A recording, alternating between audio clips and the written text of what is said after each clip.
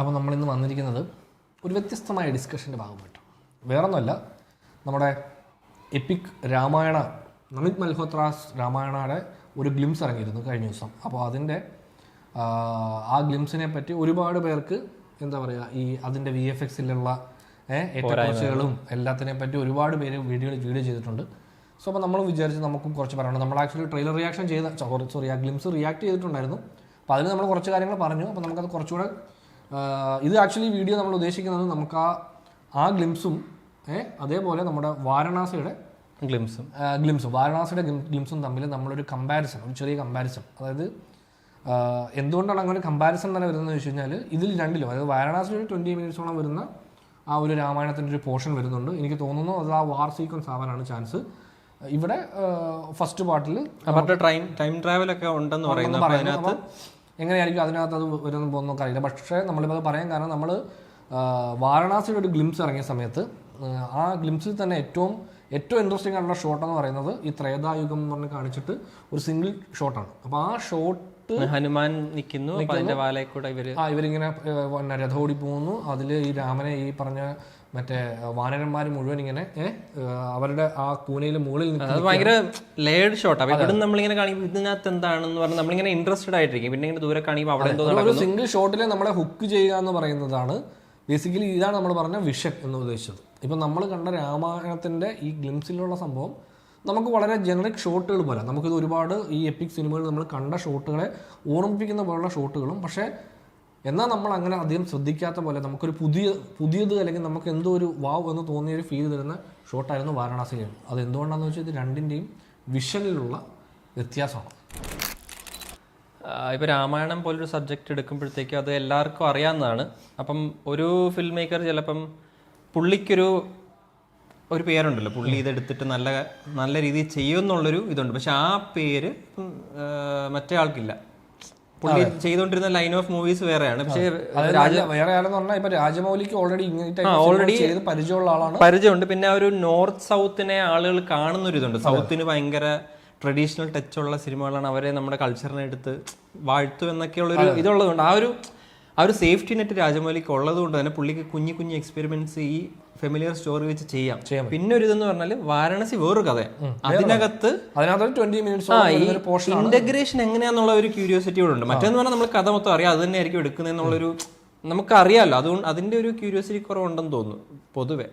ഇതിപ്പം അത് പടമായി കാണുമ്പോൾ കണ്ട ഗ്ലിംസിലെ വിഷ്വലി നമുക്കിത് പറഞ്ഞല്ലോ, നമ്മൾ ആക്ച്വലി ഗ്ലിംസ് കാണുമ്പോൾ നമുക്ക് ഒരു ഇമ്പാക്ട്ഫുൾ അല്ല, നമ്മളിത് കാണുമ്പം അതിനെ കുറിച്ചാണ് ഞാൻ പറയാൻ ഉദ്ദേശിച്ച സംഭവം എന്ന് വെച്ചാൽ, മറ്റേ ഡയറക്ടർ ചിലപ്പം കുറെ കൂടെ സേഫായിട്ട് കളിക്കാൻ ശ്രമിക്കുമായിരിക്കും. അതായത് നമ്മളിങ്ങനെ പറയുമ്പോൾ എല്ലാവരും പറഞ്ഞൊരു കംപ്ലൈൻറ്റ്, നമ്മളും പറഞ്ഞ കുറച്ചധികം പോളിഷ്ഡ് ലുക്ക് എന്ന് പറഞ്ഞല്ലേ. അപ്പം ചിലപ്പം പുള്ളി അങ്ങനെ തന്നെ ഒരുപാട് എക്സ്പെരിമെൻ്റ് ഒന്നും ചെയ്യാതെ നമ്മൾ ഈ ഫോട്ടോസിലേക്ക് കണ്ട പോലെ ഒരു പോളിഷ്ഡ് ലുക്കിൽ തന്നെ പോവാം. അതാണ് ഏറ്റവും സേഫ് പരിപാടി. കാരണം ഇതിനു മുമ്പ് വന്നൊരു നെഗറ്റീവ്, ആദ്യപുരുഷൊക്കെ ഇറങ്ങിയപ്പോൾ ഉള്ളൊരു നെഗറ്റീവ്, മറ്റേ അത് കുറച്ചധികം കാർട്ടൂണിഷ് ആയിട്ടുള്ള ഒരു രീതിയിലാണ് അതിന്റെ ഫുൾ ഈ പറഞ്ഞ സെറ്റിങ്ങും വേൾഡ് എല്ലാം കാണിക്കുന്നത് പുതിയൊരു വേർഷൻ പോലെ. അതെ, അപ്പം ഇപ്പൊ ആസ്ഗാർഡിന് സമാനമായ രീതിയിൽ ലങ്കയെ അവതരിപ്പിക്കുക, അങ്ങനെ എക്സ്പെരിമെന്റ്സ് സ്വീകരിച്ചില്ല. അതുകൊണ്ട് തന്നെ കുറച്ചുകൂടെ സേഫ് ആയിട്ട് കുറച്ച് സ്റ്റാറ്റിക് ഷോട്ടുകളും അങ്ങനെ വളരെ സേഫ് പരിപാടി ആയിരിക്കാം ചിലപ്പോൾ അവരുടെ വിഷ്വൽസിൽ. പക്ഷെ നമുക്കുണ്ടായിരുന്ന മെയിൻ കംപ്ലൈൻറ്റ് എന്ന് പറഞ്ഞാൽ ഈ വിഷ്വൽസിൻ്റെ കാണുമ്പോഴുള്ള പോളിഷ് അതിൻ്റെ VFXനില്ലായിരുന്നു. അതായത് അത് എന്തോ ഒരു അൺഫിനിഷ്ഡ്, നമ്മളിപ്പോഴും എക്സ്പെക്ട് ചെയ്യുന്നത് അൺഫിനിഷ്ഡ് ആയിട്ട് ഇരിക്കുകയാണ്. അതുകൊണ്ടാണ് ഈ കാണുന്നത് പോലെ അത് ഫിനിഷ് ചെയ്ത് വരുമ്പോൾ അത് മേക്കപ്പ് ആവുമെന്നാണ് നമ്മൾ വിശ്വസിക്കുന്നത്. അതും ഈ പറഞ്ഞ 3Dയിലാണ് നമ്മൾ കാണുന്നത്. 3Dയിൽ കാണുമ്പോൾ നമുക്കത് കുറെ കൂടെ ബെറ്റർ ഫീൽ ഉണ്ടാവുമെന്ന് തോന്നുന്നു.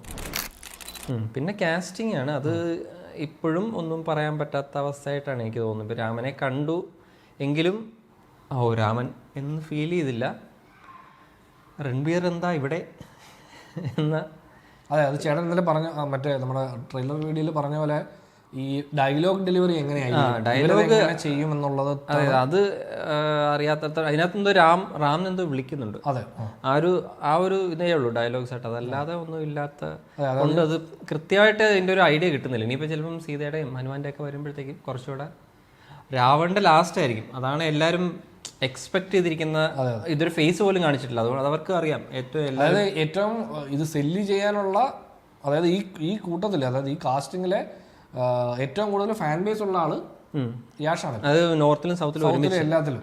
അതുകൊണ്ടാണ് ഇപ്പോൾ ഈ രൺബീർ കപൂറിന് ആക്ച്വലി നോർത്തിൽ വലിയൊരു ഫാൻ ബേസ് ഉണ്ടെങ്കിലും അത് എന്താ പറയാ, മറ്റേ ഈ റോം കോമോ അല്ലെങ്കിൽ റൊമാൻറ്റിക് ഡ്രാമ അങ്ങനത്തെ സിനിമകളിലാണ്. ആനിമലിലാണെന്ന് തോന്നുന്നു കുറച്ചത് ബ്രേക്ക് ആയത്. ആനിമലില് ഈ പറഞ്ഞ പോലെ എന്താ പറയാ, ബ്രേക്ക് ആയെന്ന് ഉദ്ദേശിച്ചത് എങ്ങനെ, ഈ അങ്ങനെ ഒരു റഫ് ആൻഡ് ടഫ് റോളേ, ഒരു ഇച്ചിരി ആന്റി ഹീറോ പോലത്തെ ഒരു റോളാണല്ലോ അത്. അപ്പൊ അതിനു മുമ്പ് ചെയ്തതെല്ലാം ബ്രോക്കൺ റിലേഷൻഷിപ്സിനകത്ത് ഈ പറഞ്ഞ പോലെ റൊമാൻറ്റിക് ഡ്രാമയാണ്. അതെ, മറ്റേ പാട്ടുകാരനായിട്ടുള്ള അതിനകത്തും കുറച്ച് ഇതായിരുന്നു പടം റോക്ക് സ്റ്റാറിനകത്തും ഒരു ഇച്ചിരി കുറച്ചുകൂടെ കോംപ്ലക്സ് ക്യാരക്ടറാണത്. അതിനു മുമ്പ് തമാശ, എനിക്ക് ബർഫിയിൽ ഇഷ്ടമായിരുന്നു. ബർഫിയിൽ ഭയങ്കര ഇഷ്ടമായിരുന്നു. അതിനകത്താണ് കുറച്ച് എനിക്ക് ഒരു സോളിഡ് റോൾ ചെയ്ത പോലെ ഫീൽ ചെയ്തത്. പക്ഷെ ഇതിലേക്ക് വരുമ്പോഴത്തേക്ക് എന്തോ ഒരു ഇച്ചിരി കാസ്റ്റിംഗ് കാസ്റ്റിംഗില് ആൾക്കാർക്ക് ഒരുപാട് പേർക്ക് താല്പര്യക്കുറവുണ്ട്. അതെ അതെ, ഇത് വേറൊരു സംഭവം എന്ന് പറഞ്ഞാൽ സീതയുടെ കാസ്റ്റിംഗ് ഒരുപാട് പേർക്ക്, സായി പല്ലവിയെ അങ്ങനെ സീതാമായിട്ട് കാണാൻ കുറച്ച് ബുദ്ധിമുട്ടുണ്ട് എന്ന ലൈനിലാണ് അത്. ഇപ്പൊ അതിന്റെ ഒരു വിഷ്വൽ ഗ്ലിംസും കുറച്ചുകൂടെ കണ്ടാലേ നമുക്കത് ഓക്കെ എന്താണ് ഇതിന്റെ മേക്കേഴ്സ് ഉദ്ദേശിക്കുന്ന ടോണാലിറ്റി നമുക്ക് മനസ്സിലാവണമെങ്കിൽ കുറച്ചുകൂടെ വിഷ്വൽസ് കാണും. ആ വിഷ്വൽ അല്ല ഇപ്പൊ നമ്മൾ കണ്ടേ. അല്ല, ഇപ്പൊ എനിക്ക് മനസ്സിലായത് ഇപ്പൊ ഞാൻ പറഞ്ഞ പോലെ ഇതിന്റെ മേക്കർ എന്ന് പറയുന്നില്ലേ, അതൊരു സിംഗിൾ പേഴ്സൺ ഡിസിഷൻ അല്ല എന്നാണ് എനിക്ക് മനസ്സിലായത്. ഇതുവരെ ഡയറക്ടറുടെ ഒരു ഇന്റർവ്യൂ പോലും വന്നിട്ടില്ല. അത് സിംഗിൾ പേഴ്സൺ ഉണ്ട്. ആ സിംഗിൾ പേഴ്സൺ നമിത് മൽഹോത്ര. അതെ അതെ, നിതേഷ് തിവാരിയുടെ ഒരു പുള്ളിയുടെ വിഷൻ എന്താണെന്ന് നമുക്ക് അറിയില്ല. ഈ സ്റ്റാർട്ട് ചെയ്ത പ്രൊമോഷൻസിൽ നമിത് മൽഹോത്ര മാത്രമേ ഉള്ളൂ. പുള്ളി പല ആളുകളുമായിട്ട് ചർച്ച ചെയ്യുന്നു, അവരവരുടെ അഭിപ്രായം, നിങ്ങൾ പ്രതീക്ഷിക്കുന്ന രാമായണം എന്തെന്നുള്ള ലൈൻ ഓഫ് അഭിപ്രായങ്ങൾ ശേഖരിക്കുന്നു എന്ന ലൈൻ ഓഫ് പ്രൊമോഷനാണ് ഇപ്പോൾ നടക്കുന്നത്. ഇപ്പം ഡയറക്ടർ ഇതുവരെ ഒരു അക്ഷരവും വേണ്ടിയിട്ടില്ല, പുള്ളിയുടെ വിഷൻ എന്താണെന്ന് പറഞ്ഞിട്ടില്ല. അപ്പം നമുക്കത് അതിനെക്കുറിച്ച് വലിയ ഐഡിയ ഒന്നുമില്ല. ഇപ്പം ഇങ്ങനെ ഏറി നിൽക്കുകയാണ്. ഇപ്പോഴത്തെ ഐഡിയ എന്താണ്, രാമായണം എങ്ങനെയാണ് അവർ കാണുന്നത്, എങ്ങനെയാണ് അവർ പ്രസന്റ് ചെയ്യാൻ പോകുന്നത് അറിയത്തില്ല. ഇതിപ്പം ഈ രാമന്റെ ഗ്ലിംസിൽ പോലും രാമനെ കുറിച്ചും നമുക്ക് കൂടുതൽ മനസ്സിലാവുന്നില്ല. പുള്ളിയുടെ ലുക്ക് ആൻഡ് ഫീൽ ഓക്കെ മനസ്സിലാവും. നമ്മൾ പുള്ളിയെ കാണിക്കുന്നതൊക്കെ കൂടുതൽ ഷോർട്സ് കാണിക്കുന്നത് മറ്റു പല ആക്ച്വലി രാമ ഗ്ലിംസ് എന്ന് പറഞ്ഞ് കാണിച്ചിട്ട് പോലും രാമനെ കാണിക്കുന്നത് വളരെ കുറവാണ്.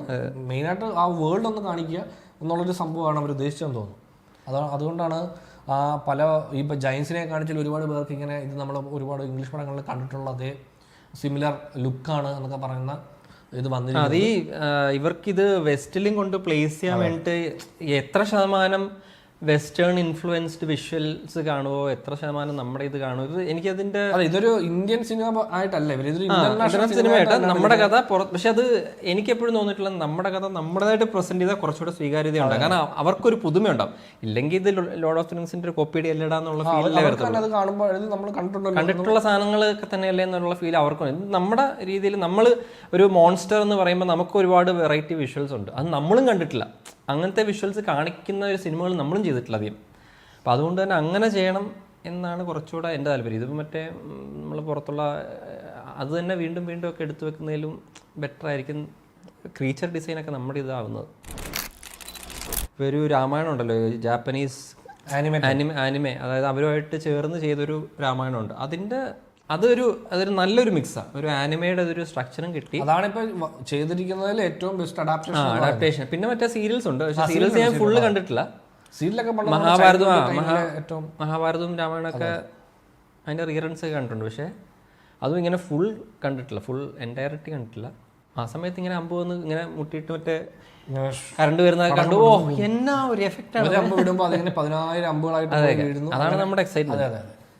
അത് നമ്മൾ ആ ഐഡിയ എവിടെ നിന്നായിരിക്കും എനിക്ക് തോന്നുന്നു, അത് അങ്ങനെയാണെന്ന് തോന്നുന്നു. അല്ല, അത് ഫിലിം മേക്കിംഗ് വന്ന ഐഡിയ ആയിരിക്കും. നമുക്ക് എങ്ങനെ ഇത് എളുപ്പം ചെയ്യാം, അതാണ് അതിൻ്റെ എഫക്റ്റ്. അപ്പോൾ അങ്ങനെയൊക്കെ വന്ന എഫക്റ്റ് ആയിരിക്കും അത്. നമ്മുടെ ഇനിഷ്യൽ വിഷൻ ആയിരിക്കത്തില്ല ചിലപ്പോൾ അതിങ്ങനെ വന്നു. മ്യൂസിക്കും എനിക്ക് ഫസ്റ്റ് പറ്റിയ നമ്മുടെ അനൗൺസ്മെന്റ് ടീച്ചർ, അതിനകത്ത് മ്യൂസിക് ഗംഭീരമായിരുന്നു. പക്ഷെ അതിനകത്ത് അവസാനം ഒരു സിയാറാം എന്ന് പറഞ്ഞൊരു വാക്ക്, അതൊരു ഇംഗ്ലീഷുകാരി ഒന്നു പറഞ്ഞേക്കുന്നത്. അത് കേട്ടപ്പോൾ എന്തോ ഒരു അത് വേണമായിരുന്നോ എന്ന് തോന്നി. ലാസ്റ്റ് എന്തോ സിയാറാം എന്നൊക്കെ പറഞ്ഞിട്ട് അത് വന്നപ്പോൾ എനിക്ക് അതെന്തോ ഒരു ഇത് തോന്നി. അത്രയും വെസ്റ്റേണൈസ് ചെയ്യണ്ട, നമ്മുടെ ആളുകളെ കൊണ്ട് പഠിച്ചാൽ പോരെ എന്നുള്ളൊരു ഇത് വന്നായിരുന്നു. അത് ഇംഗ്ലീഷാണോ പാടിയിരിക്കുന്നത്? അല്ലല്ല, സിയാറാം എന്നാ പറഞ്ഞേക്കുന്നത്. പക്ഷെ അത് ഉച്ചരിച്ചേക്കുന്നത് ഒരു ഇംഗ്ലീഷ് ആക്സെന്റ് പോലെ എനിക്ക് ഫീൽ ചെയ്തു. അങ്ങനെയാണോ എന്ന് എനിക്കറിയില്ല. അപ്പോൾ ഇതിൻ്റെ മ്യൂസിക് വന്നപ്പോൾ കുറേ കൂടെ വെസ്റ്റേൺ ടച്ച് പോലെ ഫീൽ ചെയ്തു. 1-2 പോർഷൻസില്ല, ഏതോ ഒരു ഇടയ്ക്ക് ഏറമാൻ്റെ സൗണ്ട് വരുമ്പോഴാണ് ശരിക്കൊരു ബൂസ്റ്റ് വരുന്നത്. അതല്ലാതെ കുറച്ചധികം ഇംഗ്ലീഷ് സൗണ്ടിങ് ആണ്. രസമുണ്ട്, ഓർക്കസ്ട്രേഷൻ സൗണ്ടിങ് അതാണ് അവർ ഉദ്ദേശിക്കുന്നത്. അപ്പം അതിൻ്റെ മിക്സ് എത്രത്തോളം 50-50 ആണോ 75-25 അങ്ങനെ ആ മിക്സ് അനുസരിച്ചിരിക്കും. നമ്മൾ പടം കാണുമ്പോഴത്തേക്കോ ചില ഏരിയാസിൽ ഇത് കുറച്ചധികം ലോർഡ് ഓഫ് റിങ്സിലേക്ക് പോവോ അങ്ങനെ ഒരു ഫീലുണ്ട്. ഇപ്പം നമ്മൾ എപ്പിക് സിനിമകൾക്ക് ഈ ബാക്ക്ഗ്രൗണ്ട് സ്കോറുകൾ കേട്ടാൽ നമുക്ക് അറിയാമല്ലോ, അതിനെല്ലാത്തിനും ഒരു കോമൺ ഒരു സ്വഭാവമുണ്ട്. അപ്പോൾ ഇവിടെയും അതിന് വലിയ മാറ്റമുണ്ടോ എന്ന് എനിക്ക് തോന്നുന്നില്ല. പിന്നെ ഈ ഹാൻസ് സിമ്മറും AR റഹ്മാനും ചേരുമ്പോൾ ഇതിലിവർ എന്ത് പാർട്ട് ചെയ്യുന്നു എന്നുള്ളത് നമുക്ക് ഏറമൻ ഒരു ഇന്റർവ്യൂവിൽ പറഞ്ഞത് ഹാൻസ് സിമ്മർ എന്തോ ബേസ് സംഭവം ചെയ്തിട്ട് ഇങ്ങോട്ട് കൊടുക്കും, എന്നിട്ട് അതിനകത്ത് സാൻസ്ക്രിറ്റ് അങ്ങനത്തെ എലമെന്റ്സ് ആഡ് ചെയ്ത് അവരും അത് ഫിഗർ ഔട്ട് ചെയ്യുക എങ്ങനെയാണ്. ഇതിപ്പം ഒരു പ്രൊഡ്യൂസറിന്റെ ഡിസിഷൻ ആയിരിക്കും, നിങ്ങൾ രണ്ടും ഒരുമിച്ച് ഇത് ചെയ്യും എന്നുള്ളത്. അപ്പോൾ ഇന്റർനാഷണലും ഇന്ത്യനും കൂടെ ആവും, രണ്ട് വലിയ പേര്, പക്ഷെ അവരും ഫിഗർ ഔട്ട് ചെയ്യും. അപ്പോൾ ഏറമൻ പറയുന്നത് നമ്മളത് ഫിഗർ ഔട്ട് ചെയ്തുകൊണ്ടിരിക്കുന്ന പ്രോസസ്സിലാണെന്നാണ് പറഞ്ഞത്. അതായത് ഇങ്ങനെ ഓക്കെ നിങ്ങൾ ഇത് ചെയ്തിട്ട് എനിക്കിത് അങ്ങനെ ഒരു ക്ലിയർ കട്ട് പാത്ത് അവർക്കില്ല. അപ്പോൾ അതിൻ്റെ ഫൈനൽ റിസൾട്ട് ഇതിൻ്റെയൊക്കെ ഫൈനൽ റിസൾട്ട് പ്യുവർ മാർക്കറ്റിങ്ങിലേക്ക് പോവോ അതോ ഒരു ജെന്വിൻ പ്രോഡക്റ്റായിട്ട് ഇത് വരുമോ എന്നുള്ളത് കണ്ടറിയണം. കഥ എന്താവും എന്നുള്ള എക്സൈറ്റ്മെൻറ്റ് ഇല്ല, ബട്ട് ഇത് എങ്ങനെയാണ് നമ്മുടെ മുമ്പിൽ പ്രസൻറ്റ് ചെയ്യാൻ പോകുന്നത് എന്നുള്ള എക്സൈറ്റ്മെൻറ്റാണ് നമുക്കുള്ളത്. അതിൻ്റെ ഫസ്റ്റ് ഗ്ലിംസിൽ ഒരു ഇച്ചിരി എന്താ പറയുക ഡിസപ്പോയിൻമെൻ്റ് ഉണ്ടെങ്കിലും നമ്മൾ കൂടുതൽ ബെറ്റർ ആകുമെന്നാണ് പ്രതീക്ഷിക്കുന്നത്. വരാനിരിക്കുന്ന 2 രാമായണത്തിൽ നമ്മൾ കൂടുതൽ എക്സൈറ്റഡ് വാരണാസിയിലെ ആ 20 മിനിറ്റിലാണ്.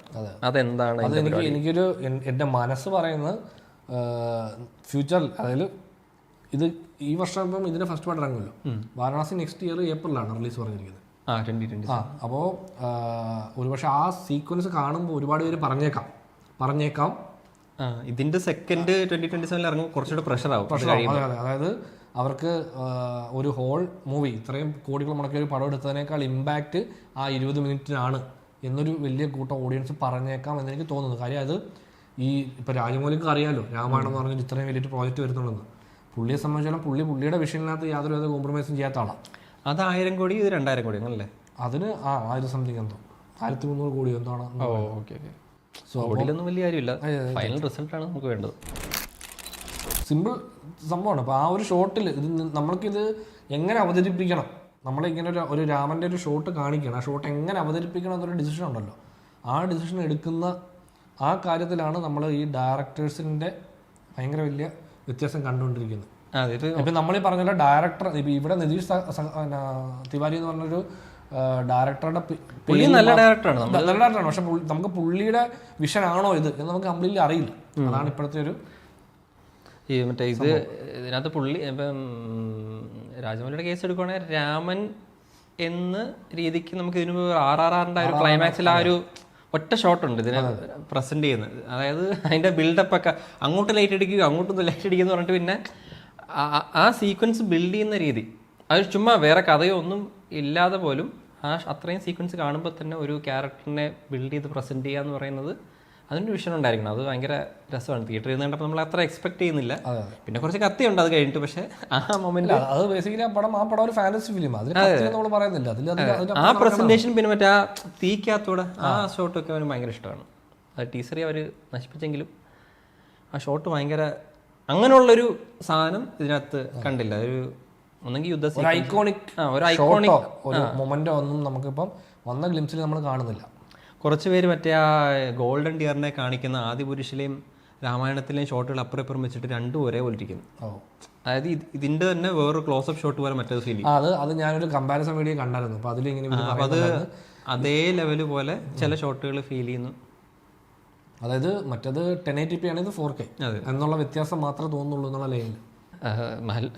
മൽഹോത്ര ഈ വീഡിയോ കാണുമല്ലോ, ഇത് കാണും ഡീനക്കിലെ ഓഫീസിൽ പുള്ളി ഇത് കാണും. ഇതിങ്ങനെ പ്ലേ ചെയ്ത് കാണുമ്പോൾ ഓഹോ അങ്ങനെയാണോ പിള്ളേരെങ്കിൽ വന്നേ ഇത് കണ്ടേ പറയുന്നത് കേട്ടിട്ട് എന്തെങ്കിലും മാറ്റാൻ നിങ്ങൾക്ക് തോന്നുന്ന മാറ്റാ ഫോൺ ചെയ്ത് ചോദിക്കും. ഞാനൊരു 10 കോടി കൂടി ഇടും മൊത്തം മാറ്റിയാൽ. ഇവർക്ക് അറിയാം കുറച്ച് കാര്യങ്ങൾ, അവർ ചോദിക്കാം, അവർ പറഞ്ഞു തരും, അതുപോലെ അങ്ങ് ചെയ്യാം. നിതീഷ് വിളിക്കണ്ട എന്ന് പറയുന്ന പോലത്തെ അവസ്ഥയായിരിക്കും അവിടെ. അതെ, ഒരു ദിവസം ഫോൺ എടുക്കുമ്പോഴത്തേക്കും മറ്റേ ട്രൂ കോളറല്ലേ നിതീഷ് M. പിന്നെ ഒരു സംഭവം എന്ന് പറഞ്ഞാൽ നമ്മൾ ആസ് എൻ ഓഡിയൻസ് കുറച്ചധികം ഇങ്ങനെ ഇന്റലക്ച്വലി ആ മൂലയ്ക്ക് കിടക്കുന്ന ആ സാധനത്തിന്റെ നിറം അത്രയും പോകുന്നത് മൊത്തത്തിൽ ഫിലിം ഇൻഡസ്ട്രിക്ക് കേടാണ്. അവിടെ ഇവിടെ ആ കാരണം ആ പുറകെ നിൽക്കുന്ന പയ്യൻ അത് ഞാൻ ഒരിക്കലും ഏതൊരു വീഡിയോ നമ്മൾ പറഞ്ഞത് ഓവർ ക്രിട്ടിക്കൽ അല്ലേ. അത് എങ്ങനെ വന്നെന്ന് വെച്ച് കഴിഞ്ഞാൽ നമ്മൾ പണ്ട് സിനിമ എന്ന് പറയുന്നത് എങ്ങനെയാണ് സിനിമ ഉണ്ടാക്കുന്നതെന്ന് നമുക്കറിയില്ല. അത് മാജിക്കിന്റെ സീക്രട്ട് മനസ്സിലാക്കി കഴിഞ്ഞാൽ പിന്നെ മാജിക് എൻജോയ് ചെയ്യാൻ പറ്റില്ല എന്ന് പറയുന്ന പോലെ അത് സിനിമയുടെ സീക്രട്ട്. അത് സിനിമ എങ്ങനെ ഉണ്ടാക്കുന്നു എന്നുള്ളത് ഇപ്പോൾ എല്ലാവരും every one is A film maker എന്നാണ് ഇപ്പോഴത്തെ ഒരു അതാണ് എല്ലാവർക്കും. നിങ്ങൾ അത് ഒരു പരിധി വരെ ഈ നമ്മുടെ എല്ലാവരും യൂട്യൂബർ അല്ലെങ്കിൽ ഇൻസ്റ്റാഗ്രാമറൊക്കെ ആയതുകൊണ്ട് ഇപ്പം നമ്മൾ തന്നെ പല സമയത്തും നമുക്കൊരു ചെറിയ സാധനം ചെയ്യാമെന്ന് പറഞ്ഞ ഒരു സ്ഥലത്ത് പോയി വന്നിട്ട് ഒരു ക്യാമറയായിട്ട് നമ്മുടെ മനസ്സിൽ ഇമ്മീഡിയറ്റ്ലി ഒരു ട്രൈപോഡൊക്കെ വെച്ച് ക്യാമറ അല്ലെങ്കിൽ ഇവിടെ ഇതൊക്കെ സെറ്റ് ചെയ്യാനോ ടൈം ഉണ്ടല്ലോ. പക്ഷെ അത് ഒരു പുതിയ തലമുറയിലെ ആളെ സംബന്ധിച്ച് ഫോൺ എടുത്ത് ഇങ്ങനെ പിടിച്ച് അവർ തുടങ്ങി കഴിയും.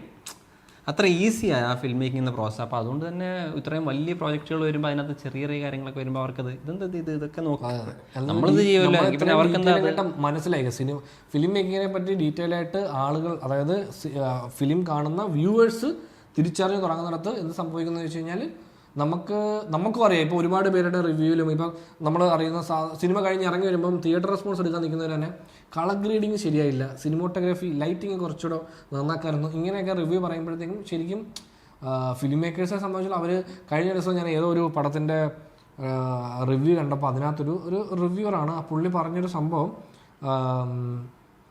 അതെ, എനിക്ക് തോന്നുന്നു പ്രതിച്ഛായയുടെ ഇതിലാണ് റിവ്യൂവിലാണെന്ന് തോന്നുന്നു. അതിൽ പറഞ്ഞത് സിൽ ഔട്ട് ഷോട്ട് ഉണ്ടല്ലോ, അതായത് നിവിൻ പോളിയെ കാണിക്കുന്ന ഒരു ഷോട്ടിൽ സിൽ ഔട്ട് ഷോട്ടാണ്. അപ്പോൾ പുള്ളി പറയുന്നത് നായകനെ ഈ കാണിക്കുന്ന സമയത്ത് എന്തിനാ പുള്ളി ഇരുട്ട് നിർത്തിയിരിക്കുന്നത്, ഇവരെന്താ ലൈറ്റ് ചെയ്ത് അത് കറക്റ്റ് ചെയ്യാത്തതെന്ന്. അപ്പോൾ ഞാൻ ആ സമയത്ത് ചിന്തിച്ചു, ആ സിൽ ഔട്ട് ആക്കി എടുക്കാൻ അവർ ആ ഡിസിഷനിലേക്ക് ഡയറക്ടറും ക്യാമറമാനും വന്ന് അത് കറക്റ്റ് ചെയ്ത് ആ ഷോട്ട് ഭംഗിയായി എടുക്കാൻ വേണ്ടി ഒരു വലിയ പരിശ്രമം ഉണ്ടാവും. അതെല്ലാം ചെയ്ത് കഴിഞ്ഞിട്ട് എന്തിനാണ് ഇരുട്ട നിർത്തിയിരിക്കുന്നത്, ലൈറ്റ് ഇട്ട് കൊടുക്കുക എന്ന് പറഞ്ഞ് ഈ സെയിം സാധനം ഞാൻ പ്രീസ്റ്റിൽ ഞാൻ പ്രീസ്റ്റ് കണ്ടിട്ടില്ല. പക്ഷേ മമ്മൂക്കയുടെ ഇൻട്രോ ഷോട്ട് എന്താ ഇങ്ങനെ അത് സിലൗട്ട് എന്തോ പ്രീസ്റ്റിന് ഇതേ കമന്റ് ഞാൻ കേട്ടോ. അതായത് മമ്മൂക്ക ആദ്യം കാണിക്കുമ്പോഴത്തേക്കും ഇരുട്ടിലാണെന്ന് കേട്ടിട്ടുണ്ടാകും. ഇരുട്ടിലാണെന്ന് മാത്രമല്ല ബാക്ക്ഗ്രൗണ്ട് കത്തിക്കിടക്കുക, ബാക്ക്ഗ്രൗണ്ട് മൊത്തം കത്തിപ്പോയി. അത് അവർ കറക്റ്റ് ചെയ്തില്ല. അത് ഞാനന്നത് കണ്ടപ്പോൾ ആലോചിച്ച് അതൊരു സിൽ ഔട്ട് ഷോട്ടാണ്. അപ്പോൾ സിൽ ഔട്ട് ഷോട്ടുകൾ വെക്കാൻ പാടില്ലേ സിനിമയിൽ. അപ്പോൾ ഇത് ആക്ച്വലി നമ്മളെ കുറച്ച് കൺഫ്യൂസിങ് ആക്കുന്നുണ്ട്. നമ്മളെന്ന് വെച്ച് കഴിഞ്ഞാൽ ഇപ്പം നമ്മളും പടം ചെയ്യാൻ വേണ്ടി നമ്മൾ കഥകൾ ആലോചിച്ച് എഴുതുന്നവരെ. അപ്പം നമ്മളിപ്പോൾ പല റിവ്യൂ, ഇപ്പം നമ്മളുൾപ്പെടെ പല റിവ്യൂവിൽ നമ്മൾ പല പറയുന്നുണ്ട്. അതുകൂടാതെ മറ്റു പലരുടെ റിവ്യൂസും ഈ തിയേറ്റർ റെസ്പോൺസും ആൾക്കാർ പറയുന്നതും ഈ ഫേസ്ബുക്കിൽ എഴുതുന്നതും റെഡിറ്റിൽ ഡിസ്കസ് ചെയ്യുന്നതും എല്ലാം നമ്മൾ കാണുന്നുണ്ട്. അപ്പോൾ ഇതുകൊണ്ട് തന്നെ നമുക്ക് കുറച്ച് കൺഫ്യൂസിങ് ആണ്. ഇപ്പം ഓഡിയൻസ് എന്തിനാണ് റിയാക്ട് ചെയ്യുന്നത്, എങ്ങനെ റിയാക്ട് ചെയ്യുന്നത് ഭയങ്കര കൺഫ്യൂഷൻ. ഇത് അവർക്ക് ഇഷ്ടപ്പെട്ടു. നമ്മളിപ്പോൾ ആലോചിക്കുക ഇതെങ്ങനെയാണ് അതെന്താ അതിനെന്താ പ്രശ്നം, അതെങ്ങനെയാണ് അതൊരു പ്രശ്നമായി മാറുന്നത്. ഇപ്പോൾ ഞാനൊരു സിൽ ഔട്ട് ഷോട്ട് എങ്ങനെയാണ് ഒരു പ്രശ്നമായി മാറുന്നത്. അതായത് ഓഡിയൻസിനെ ജഡ്ജ് ചെയ്യാതെ അവരുടെ അഭിപ്രായം കേൾക്കുമ്പോൾ ഭയങ്കര കൺഫ്യൂസ്ഡ് ആവും. അത് പക്ഷേ ഇല്ല, ഓഡിയൻസ് എന്ത് പറഞ്ഞാലും കുഴപ്പമില്ല, ഞാൻ എനിക്ക് ഇഷ്ടമുള്ളൊരു പടം എടുക്കാൻ പോകുന്നു എന്ന് പറഞ്ഞാൽ കുറച്ച് ഈസിയാണ് നമുക്ക്. അതെ, അങ്ങനെയാണെങ്കിൽ നമുക്ക് എടുത്തു വെക്കാം, ആൾക്കാർക്ക് എന്തുകൂടെ പറയാമല്ലോ. ഇതിന് ഈ രാമായണത്തിനകത്ത് തന്നെ ഇപ്പം രാമൻ ഇങ്ങനെ തിരിഞ്ഞ് നടന്നു പോയി പൂ ഇടുന്നൊരു ഷോട്ടുണ്ട്. അതിനകത്ത് ഒരു പയ്യൻ രാമൻ ഇങ്ങനെ നടന്നു പോയി കഴിഞ്ഞിങ്ങനെ തൊഴുത് കുനിയുന്നുണ്ട്. ആ ഷോട്ടില്ലേ, ആ പുഷ്പവൃഷ്ടി നടന്ന ഷോട്ടിൽ, ആ ഷോട്ടിൽ ഒരാളുടെ അത്രയും ഡീറ്റെയിൽ ആയിട്ട് ഡീറ്റെയിൽസ് നമ്മൾ കണ്ടുപിടിച്ചല്ല, ഞാനിത് സോഷ്യൽ മീഡിയയിൽ കണ്ടപ്പോൾ ഈ പയ്യൻ കുനിയെന്ന് ഞാൻ ഇന്നലെ ടീച്ചർ കണ്ടു. ഞാനിത് ഇന്നലെ ആ ടർബന്റെ കളർ ചേഞ്ച് ആകുന്നത് ഞാൻ ഇൻസ്റ്റയിൽ കണ്ടു കഴിഞ്ഞപ്പോഴേക്കും പിന്നെ ഞാൻ ആ വീഡിയോ എടുത്ത് കണ്ടു നോക്കിയപ്പോഴാണ് ശരിയാണല്ലോ സംഭവിച്ചല്ലോ. പക്ഷെ അത് നമ്മുടെ കഥയാസ്വാദനത്തിനെ മുടക്കുന്ന പരിപാടികളല്ല. ഇപ്പൊ നമ്മള് കുറച്ച് മുമ്പ് നമ്മൾ പേട്രിയറ്റിന്റെ അത് എന്തുകൊണ്ടാണ് എനിക്ക് മനസ്സിലായത്. ഇപ്പൊ ഇത്രയും വലിയൊരു പടത്തിന്റെ ഗ്ലിംസ് വരിക നമ്മൾ എണ്ണി നോക്കിയാൽ വളരെ വിരലുണ്ടാകുന്ന ഷോർട്സുകൾ മാത്രമേ ഉള്ളൂ. അപ്പോൾ ഇത്രയും ഷോർട്സുകളാണ് ഈ 4000 കോടി രൂപയിൽ അത് ചെയ്തതിൻ്റെ ഒരു ഭാഗമാണ്. അപ്പോൾ അതിന് എല്ലാം ഈച്ച് ആൻഡ് എവരി വൺ നമ്മളിങ്ങനെ ഡീറ്റെയിൽ ആയിട്ട് ശ്രദ്ധിക്കാനുള്ള ഒരു അവസരം ഇപ്പോൾ എല്ലാവർക്കും ഉണ്ട്. കാരണം എല്ലാവരുടെയും മൊബൈലുണ്ട്, കമ്പ്യൂട്ടർ എല്ലാം ഉണ്ട്. അപ്പം നമുക്കിത് പോസ് ചെയ്ത് വെച്ച് കണ്ടു നോക്കാം. ഓക്കെ, ഇത് ഇങ്ങനെയാണ് ഇങ്ങനെ ചെയ്തിരിക്കുന്നത് എന്നുള്ളതെല്ലാം എവറി കോർണറും ആൾക്കാർ ഇങ്ങനെ ഭയങ്കര ഡീറ്റെയിൽ ആയിട്ട് ശ്രദ്ധിക്കുന്നു. ഇതിന്റെ പ്രൊഡ്യൂസർ ഓടിയാണെന്ന് 4000 കോടി എന്ന് പറഞ്ഞത് ഇപ്പം നെഗറ്റീവ് ആയിക്കൊണ്ടിരിക്കുകയാണ്. അതെ, അത്രയും ഫണ്ട് മുടക്കുമ്പോൾ നിങ്ങളിത് ശ്രദ്ധിച്ചൂടെ എന്നുള്ളതാണ്. അപ്പോൾ അത് അങ്ങനെയാണ്. ഈ 4000 കോടി മുടക്കുന്ന പടത്തിൽ ഈ ടർബൻ്റെ കളർ ഗ്രേഡിങ്ങിൽ ചേഞ്ച് വരുന്നതൊന്നും ശ്രദ്ധിക്കാൻ അവർക്ക് സമയമില്ല എന്ന് ചോദിക്കുന്നതല്ലേ. അത് പിന്നെ ഗെയിം ഓഫ് ത്രോൺസിൽ പണ്ട് മറ്റേ കുപ്പിയും സ്റ്റാർബക്സിന്റെ ഇതൊക്കെ ഇരുന്നത് ഇതുപോലെ ഓവറായിട്ട് അനലൈസ് ചെയ്യുക ആ പരിപാടിയാണല്ലോ ഇപ്പം ഈ പറഞ്ഞ പോലെയല്ലോ. ഇപ്പം പാട്രിയറ്റിൻ്റെ ടീസർ ഇന്ന് നമ്മൾ കുറച്ച് മുമ്പ് കണ്ടല്ലോ. അപ്പോൾ അതിനകത്ത് ഇനിഷ്യലി നയൻതാര ഒരു കൊച്ചിൻ്റെ വീഡിയോ എടുക്കുക. അപ്പോൾ അതിനകത്ത് ഒരു ഓവർലേ വെച്ചിട്ടുണ്ട് ഈ ക്യാമറയിൽ ഷൂട്ട് ചെയ്യുന്ന പോലെ. അപ്പോൾ അതിനകത്ത് ആക്ച്വലി എന്തോ 30 മിനിറ്റോ അല്ല 27 മിനിറ്റോ 17 മിനിറ്റോ എന്തോ ഷൂട്ട് ചെയ്യാൻ പറ്റത്തുള്ളൂ. അത് ഫുൾ HD-ൽ. അപ്പോൾ അതിനകത്ത് എന്തോ 4 GB കാർഡ് ഇട്ടുകൊണ്ടാണ് ഇത് ഷൂട്ട് ചെയ്യാൻ വന്നതെന്നുള്ളത്. അപ്പം അങ്ങനത്തെ മിസ്റ്റേക്ക് വരെ അത്രയും ഡീറ്റെയിൽ ആയിട്ട് അങ്ങനെയാണോടാ എന്നൊക്കെ വേണമെങ്കിൽ ഓരോരുത്തർക്ക് ചോദിക്കാം. പക്ഷേ ഇതൊന്നും കഥയെ ബാധിക്കുന്ന പരിപാടികളെ എന്ന് പറയുന്ന പോലെയാണ് ഈ ടർബൻ്റെ കളർ 1 സെക്കൻഡ് നേരത്തേക്ക് മാറിയാൽ പ്രത്യേകിച്ച് രാമായണത്തിന് മാറ്റമൊന്നും ഉണ്ടാവുന്നില്ല. അത് ശ്രദ്ധിച്ചില്ലേലും അതിപ്പം ഈ ടീച്ചർ ഇറക്കുന്നതിനൊരു ധൃതി ഉണ്ടാവും അവർക്ക്. അല്ല, ഈ മിസ്റ്റേക്കുകൾ ഇല്ലാതെ വരാൻ പറ്റില്ല. കാരണം അത് മറ്റേ ഒരിക്കലും അവർക്ക് അവോയ്ഡ് ചെയ്യാൻ പറ്റില്ല. അത് എത്ര വലിയ ഫിലിം മേക്കർ ചെയ്താലും അത് സംഭവിക്കും. കണ്ടിന്യൂറ്റി എറേഴ്സ് പ്രത്യേകിച്ച് അത് ഒരുപാടുണ്ടാവും. അതും ഇത്രയും എസ്പെഷ്യലി ഇത്രയും വലിയ സിനിമകൾ ചെയ്യുന്ന സമയത്ത് അത് ഭയങ്കരമായിട്ടുണ്ടാവും. ഇപ്പോൾ നമ്മൾ പറയുന്ന കൂട്ടത്തിലുണ്ടാകുന്ന കാന്താരയിൽ നമ്മൾ പറഞ്ഞില്ലേ ഗെയിം ഓഫ് ത്രോൺസിൽ മറ്റേ ഇത് കണ്ട പോലെ സ്റ്റാർബക്സ് കണ്ടല്ലേ, കാന്താരയിൽ ഒരു വലിയ വൈറ്റ് ഷോട്ടിലൊരു നമ്മുടെ വാട്ടർ ക്യാൻ കണ്ട ഒരു സീനുണ്ട്. അപ്പോൾ അത് അവർ ആക്ച്വലി OTT ഇറങ്ങിയ സമയത്ത് അവരത് റിമൂവ് ചെയ്തു. അങ്ങനെ ഒരു സംഭവം വന്നത് രണ്ടാമതെന്തോ ഒരു കറക്റ്റ് ചെയ്തിട്ടൊരു അപ്പം ആക്ച്വലി ഇപ്പം നമ്മൾ അങ്ങനെ നോക്കിക്കഴിഞ്ഞാൽ ഇത് അതൊക്കെ ആക്ച്വലി വലിയ മിസ്റ്റേക്ക് ആണ്. ഇപ്പം ഈ പറഞ്ഞാൽ വലിയ മിസ്റ്റേക്ക് ആണ്. പിന്നെ ക്ലോസ് ഷോട്ടിലൊന്നും ഇല്ല. നമ്മൾ പോലും ഇത് പടം നമ്മൾ ഇത് കണ്ടുകൊണ്ട് നമ്മൾ ഈ സാധനം കണ്ടപ്പോൾ ആലോചിച്ച് ഇത് എന്തുകൊണ്ട് ഇത്രയും ആൾക്കാർ ഇപ്പം ഡയറക്ടർ, ക്യാമറമാൻ, എഡിറ്റർ, ഗ്രേഡ് ചെയ്യുന്നവർ, VFX ചെയ്യുന്നവർ, അങ്ങനെ എത്ര ആൾക്കാർ, അസിസ്റ്റൻസ് പറഞ്ഞാൽ ഒരുപാട് പേര് ഇത് കാണുന്നുണ്ടല്ലോ. ഇവർ കാണുന്നതിൽ ആരും തന്നെ ഇത് എന്തുകൊണ്ട് നോട്ടീസ് ചെയ്തില്ല എന്ന് ചോദിക്കുമ്പോൾ അതിന് പ്രത്യേകത ഈച്ചാൽ അവർ ഷോട്ട് ചെയ്യുന്ന എടുത്ത് വെച്ചിട്ട് ഈ ഷോട്ടിൽ എന്തെങ്കിലും പ്രശ്നമുണ്ടോ എന്നുള്ളതല്ല അവർ ചെക്ക് ചെയ്യുന്നത്. നമ്മൾ ആ സിനിമ ആ കഥ എഡിറ്റ് ചെയ്തേക്കുന്നതിൻ്റെ കഥ എങ്ങനെ പോകുന്നു എന്നുള്ളതായിരിക്കും. പ്രത്യേകിച്ച് വൈഡ് ഷോട്ടിൽ ഇവർ വെക്കുമ്പോൾ ഇതിനകത്ത് ഈ അസോസിയേറ്റ്സിനെയൊക്കെ വിടുന്നത് ക്രൗഡ് മാനേജ്മെൻറ്റില്ല. ഇവിടെ ഒരു 10-15 പേരുണ്ടെങ്കിൽ അതിനെ മാനേജ് ചെയ്യുന്ന ഒരു അസോസിയേറ്റ്, ഇവിടെ ഒരു 15 പേരുണ്ടെങ്കിൽ അതിനെ മാനേജ്, അതിൻ്റെയൊക്കെ ടൈമിങ് ഇതൊക്കെ ആയിരിക്കും അവരുടെ തലയിൽ.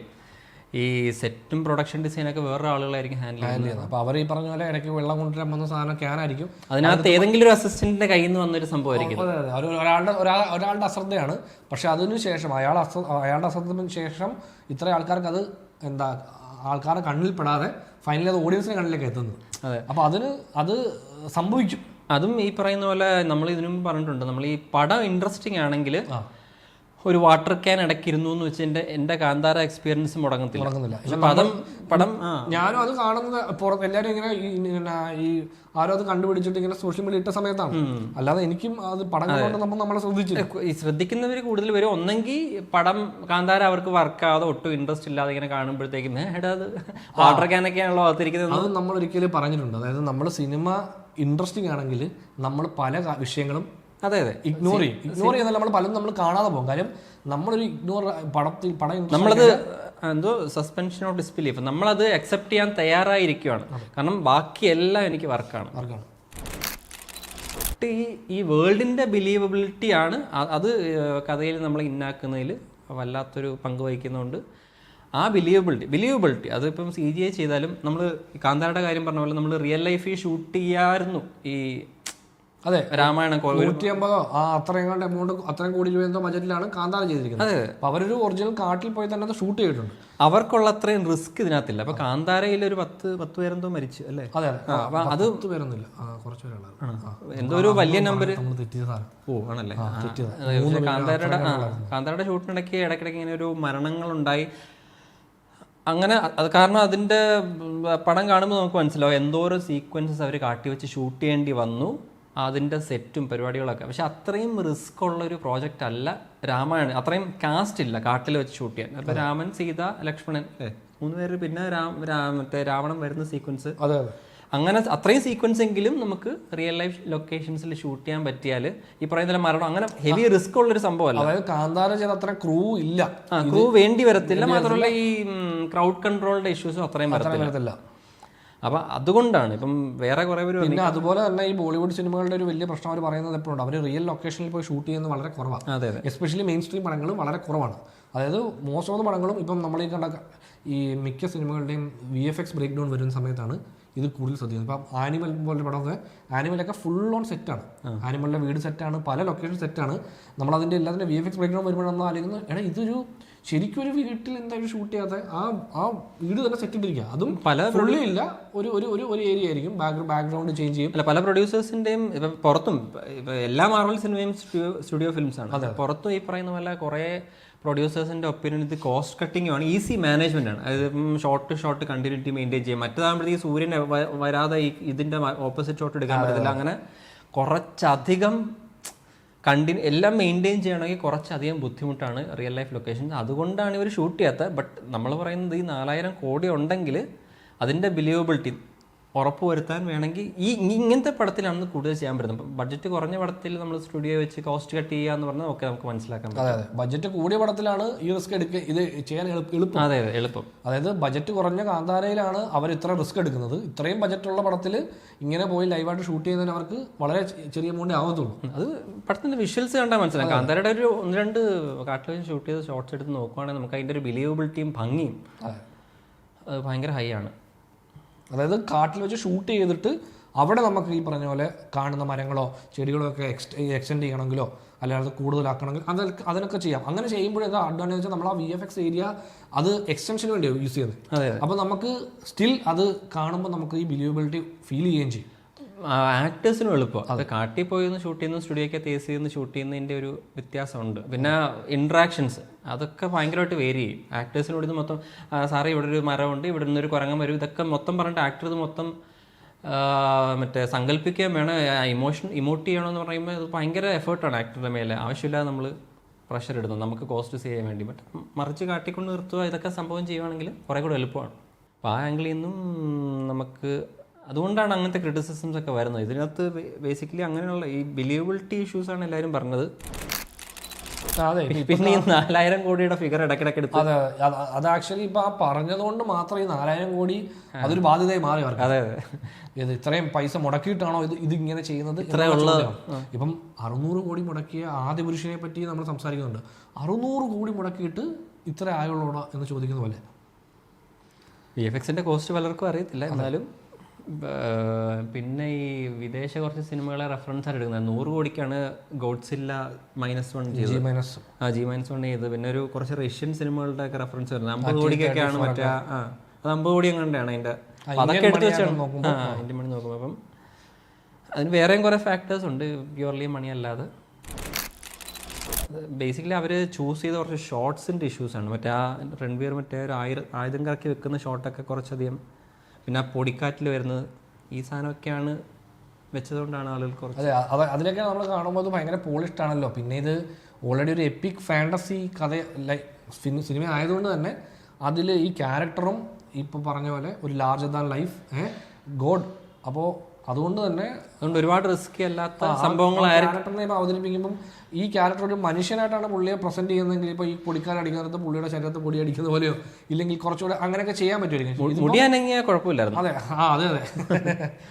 ഇതെന്ന് പറയുമ്പോഴത്തേക്കും ചുറ്റും എന്ത് നടന്നാലും രൺവീർ കപൂർ ഇങ്ങനെ ക്ലീൻ ആയിട്ട് നടന്നു വരികയാണ്. അതെ, പക്ഷെ ഇതിനകത്ത് നല്ല പരിപാടികളുണ്ടായിരുന്നു. മറ്റേ ആ ഒരു എക്സൈൽ മറ്റേ രാജ്യത്ത് നിന്ന് ഇറങ്ങിപ്പോകുന്ന ആ രഥത്തിന്റെ ഷോട്ട്, പിന്നെ രൺബീർ കപൂറിന്റെ ഇനീഷ്യൽ ഷോട്ടിൽ ഇങ്ങനെ ഇരുട്ടത്തുനിന്ന് നടന്നിറങ്ങി, അങ്ങനത്തെ കുറച്ച് സംഭവങ്ങളുണ്ട്. അത് മാത്രം അതിലൊക്കെ മാത്രം ഒതുങ്ങിയിരുന്നെങ്കിൽ വലിയ സീനില്ലായിരുന്നു. നമുക്ക് വിഷയമില്ല, നമ്മളെല്ലാം പോയി കാണും. രാമായണം പോയി കാണും, വാരണാസി പോയി കാണും. എല്ലാവരും ഇത് ക്രിട്ടിസൈസ് ചെയ്യുന്നത് കൊണ്ട് ഞാനിത് കാണില്ല അങ്ങനൊന്നും ഇല്ലല്ലോ.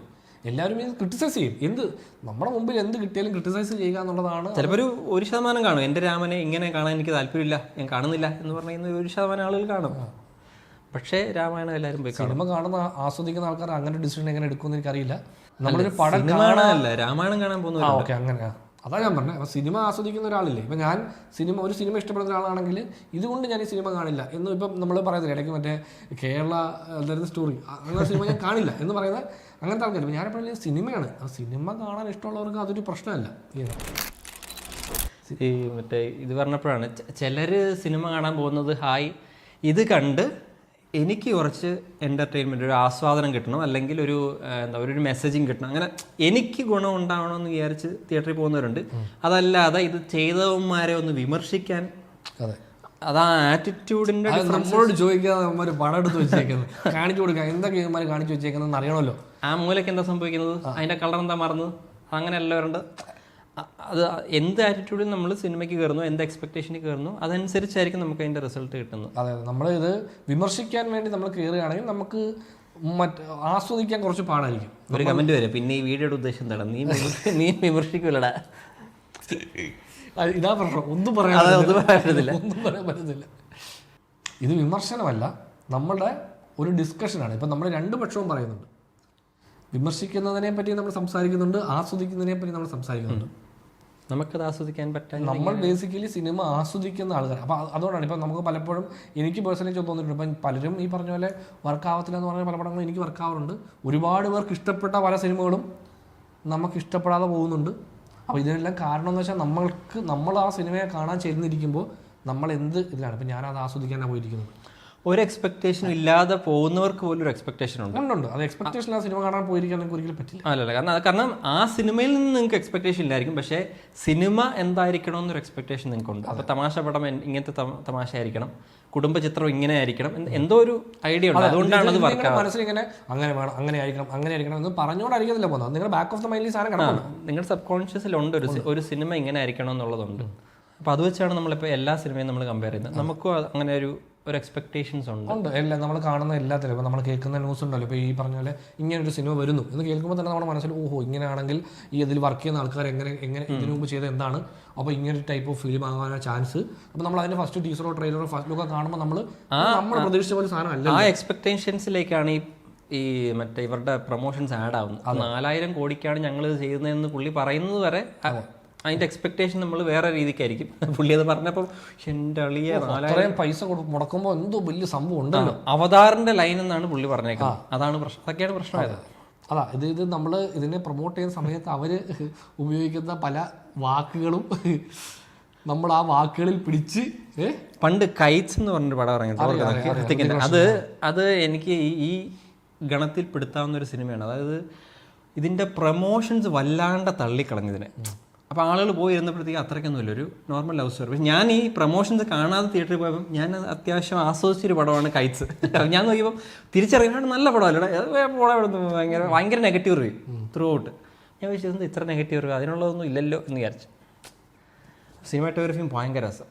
അപ്പോൾ ഞാൻ പറയുന്നത് ഈ എക്സ്പെക്ടേഷൻ സെറ്റ് ചെയ്യുന്ന കാര്യത്തിൽ ഈ മേക്കേഴ്സ് കുറച്ച് ഇതുവരെ പാളിയിട്ടുണ്ട്. അതൊന്ന് കുറച്ചാൽ ആക്ച്വലി നമ്മൾ രാമായണത്തിൽ പറഞ്ഞു തുടങ്ങിയാൽ നമ്മൾ കുറച്ച് കോമൺ ആയിട്ടുള്ള കാര്യങ്ങളിലേക്ക് സഞ്ചരിച്ച് ഇപ്പൊ നമ്മൾ രാമായണത്തിൽ വന്ന് അവസാനിക്കണം.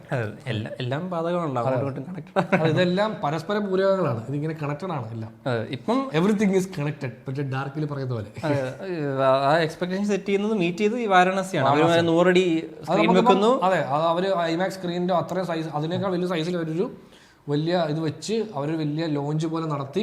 ആ ലോഞ്ചിന് വന്ന ആൾക്കാരെ അവിടെ 20 മിനിറ്റോളം 20 മിനിറ്റ് അല്ല, അതിന് മണിക്കൂറെന്തോ അല്ല, ആദ്യം ഇത് പ്ലേ ആകാൻ നിർത്തിട്ട് എന്തോ ഡിലേ ആയില്ലേ? ഡിലേ ആയത് 20 മിനിറ്റ് അല്ല, എന്തോ മണിക്കൂറുകളോളം ഡിലേ ആയിട്ടാണ്.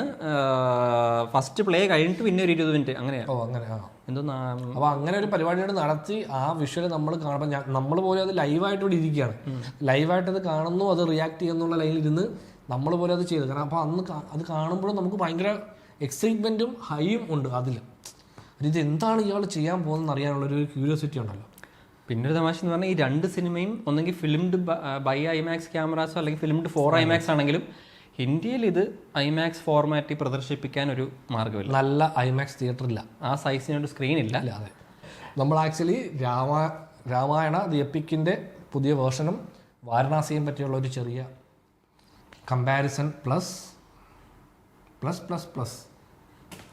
നമ്മൾ ഈ രാമായണത്തിൽ ഇറങ്ങിയ ഗ്ലിംസിൽ പറ്റി ആൾക്കാർക്ക് തോന്നിയ കുറച്ച് കാര്യങ്ങൾ അത് നമ്മൾ ആക്ച്വലി ഓൺലൈൻ മീഡിയയിൽ കണ്ട കുറേ കാര്യങ്ങളെ പറ്റി നമ്മൾ ഡിസ്കസ് ചെയ്യുന്നു. അതെ, നമുക്ക് തോന്നിയതും നമ്മൾ പറഞ്ഞിട്ടുണ്ട്. നമ്മൾ കണ്ട പല കാര്യങ്ങളും ഇപ്പോൾ പല ആൾക്കാരും അതിനെപ്പറ്റി പറഞ്ഞതിനെ പറ്റിയുള്ള അഭിപ്രായങ്ങളാണ് നമ്മൾ ഇനിഷ്യലി ഗ്ലിംസിനകത്ത് കുറച്ച് ഡീറ്റെയിൽസ് തെറ്റിച്ചു. അതെ, അപ്പോൾ അതും നമുക്ക് അതെ കമന്റിൽ അവർ കറക്റ്റ് ചെയ്തിട്ടുണ്ട്. സോ അപ്പോൾ ഇത് ജസ്റ്റ് നമ്മുടെ ഒരു ഒപ്പീനിയനാണ്. അപ്പോൾ ഇനി നമ്മളിവിടെ കിടന്ന് ഇതിനെപ്പറ്റി എന്ന് സംസാരിക്കുന്നു എന്നല്ല, ഈ 6 മാസത്തിന് ശേഷം ഇവർ ഈ ഒരു വലിയ പ്രോഡക്റ്റുമായിട്ട് വരും.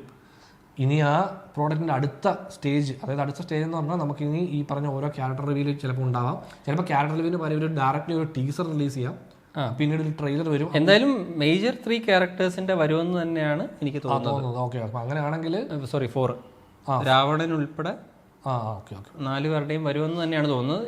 എല്ലാം ഇവർക്ക് പ്രൊമോഷനാണ്, നെഗറ്റീവും പോസിറ്റീവും എല്ലാം. അതെ അതെ, ഇതെല്ലാം ഇങ്ങനെ സംസാരിച്ചോണ്ടിരിക്കും. ഡിസംബറല്ലേ, ഡിസംബർ വരെ ഈ ടോക്ക് ഇങ്ങനെ നിൽക്കുക എന്നുള്ളത് അവർക്ക് പോസിറ്റീവ് തന്നെയാണ് അവർക്ക്.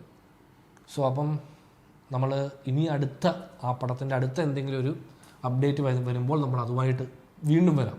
അതിനെപ്പറ്റി ഡിസ്കസ് ചെയ്യാൻ നമുക്ക് വീണ്ടും വരാം. അപ്പോൾ വാരണാസിയുടെ പുതിയൊരു അപ്ഡേറ്റ് വരട്ടെ, ഇത് രണ്ടും കൂടെ വീണ്ടും കമ്പയർ ചെയ്യാം.